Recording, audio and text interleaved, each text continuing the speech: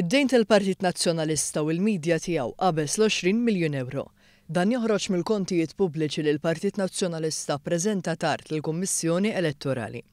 Kienu l-gazzetti ittorċew il-kulħadd li f'artikli pubblikati jubru kif id-dejn tal-Partit Nazzjonalista kompla jiżdied b'tali mod li f'sentejn irdoppjaw l-ispejjeż tal-imaxijiet li jħallas l-istess partit kawża tad-dejn li jkompla jtella'. Minkejja fl-2015 l-ispiża tal-imax kienet laħħaq ftit aktar minn 209,000 euro. F'temp ta' sentejn dan laħaq aktar minn 395,000 euro.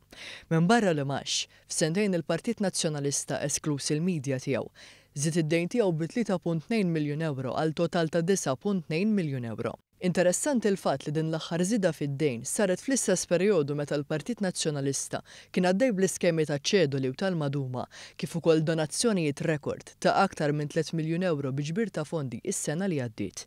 L-istess rapport ippreżentat lill-Kummissjoni Elettorali juri kif tul is-snin l-istazzjon tal-Partit Nazzjonalista għamel telf ta' aktar minn 12 miljun u 200,000 euro, fejn 4 miljuni minnhom intilfu biss f'temp ta' sentejn taħt it-tmexxija ta' Simon Busuttil segwit minn Adrian Delija. Sorsi fl-irkejjen tad-Dar Ċentrali għallu l-kwistjoni tad-dejn hija waħda mis-sensiela ta' kawżi li qed joħolqu inkwiet bejn il-fazzjonijiet tal-Partit Nazzjonalista b'dawk ta' Delija jwaħħlu f'ta' Simon Busuttil li jinsabu darhom mal-ħajt għax ta' qabilhom ma ħallewlhomx ċenteżmu sabiex jaħdmu. Filwaqt li ta' Simon Busuttil sostnew illi għamlu l-mirakli sabiex isalvaw lill-Partit Nazzjonalista. Dan id-dejn kollu jixhed mod ċar kif il-Partit Nazzjonalista li tant kien ħerqan biex jiggverna lil Malta lanqas biss qabad art biex isolvi l-problemi finanzjarji tiegħu.